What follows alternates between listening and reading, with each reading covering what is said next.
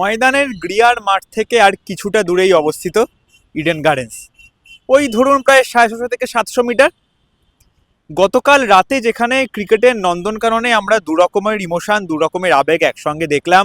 একদিকে যেমন West Indies captain শে hope, Darren স্যামিরা যেমন বিষাদের একটা সুর দেখা গেল, তারা মাঠের মধ্যে বসে পড়েছিল। অপরদিকে কিন্তু গৌতম গম্ভীর, সূর্যকুমার, অভিষেক শর্মাদের একটা উল্লাস দেখা গেল। এবং ঠিক তার 14 থেকে 15 ঘন্টা পরই কিন্তু গ্রিয়ার মাঠে ময়দানের একই রকম দৃশ্য দেখা গেল। এইবার সেখানে দুটো টিম, স্পোর্টিং ইউনিয়ন এবং police athletic team.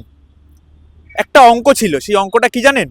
Sporting union এই ম্যাচে যদি জিততো তাহলেই যে তারা সুপার ডিভিশনে কোয়ালিফাই করতো তা তেমনটা কিন্তু নয়।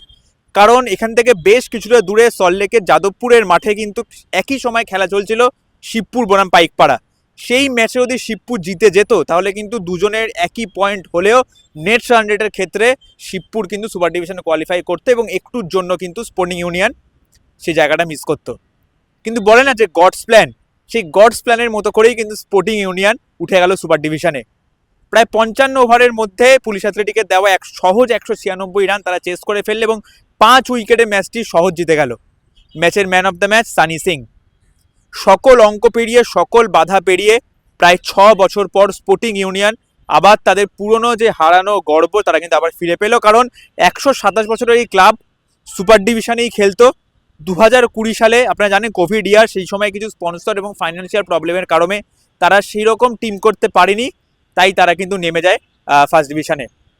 এবার তারা ফার্স্ট ডিভিশন গ্রুপ এ থেকে টপ করে চলে গেল সুপার ডিভিশনে এবং এই চলে যাওয়ার সঙ্গে সঙ্গে কিন্তু একটা দায়িত্ব বাড়লো, রেসপন্সিবিলিটি বাড়লো এবং সুপার ডিভিশন তারা কেমন পারফর্ম করে ইস্টবেঙ্গল, মোহনবাগান, মোহামেডান এই শক্তিশালী ক্লাবগুলোর বিরুদ্ধে সেটা কিন্তু আপনারা আগামী বছর দেখতেই পাবেন।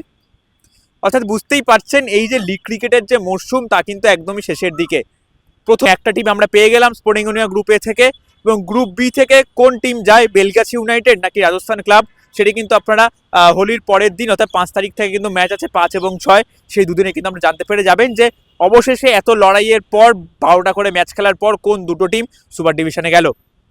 এবং স্পোর্টিং ইউনিয়ন যে কি বললেন তাদের ক্লাব সম্বন্ধে, সেই ক্লাবের সেক্রেটারি কি বললেন, কোচেসরা কি বললেন, প্লেয়ার কি বললেন, তারা কতটা ঠিক খুশি, তাদের জার্নিতে সব থেকে বড় হেল্প কাদের, তাদের জার্নিটা ঠিক কতটা ভালো এবং কেমন গেল এই মরশুমটা, কেমন তারা টিম করেছিল, সবকিছু এবার আপনারা শুনে নেবেন ইনসাইড স্পোর্টস বাংলার পর্দায়। প্রথমে আপনার কাছে আসি, এই যে আপনারা সুপার ডিভিশনে উঠলেন, কিরকম জার্নিটা, কিরকম অনুভূতি হচ্ছে? জার্নিটা তো সাংঘাতিক ছিল। আমরা যখন টিমে আসি মানে সিজনের শুরুতে, আমরা নিজেদের 2 বছর টাইম দিয়েছিলাম সুপারে ওঠার।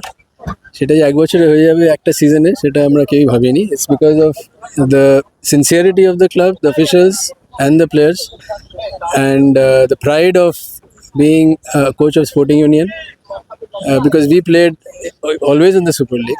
তো স্পোর্টিংকে ওপরে খেলাই স্পোর্টিংয়ের জায়গা এবং আমাদের কমিটমেন্টের জন্য এটা হয়েছে। And all the players, all the supporting staff, the juniors were excellent, the seniors were very supportive of the junior players, and during the matches also we got very good officials, and it was a great experience, and that is what took us to the top.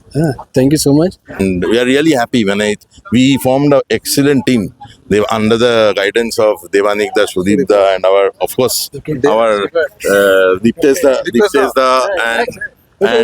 and Obijit, who has led the side like a king, absolute king. Whenever required, he delivered. So it is a collective effort of all under some excellent leadership that we have been blessed with it. And আশা করব সুপারে গিয়ে আমরা we would like to give Bengal cricket a lot of things in coming days. Thank you so much.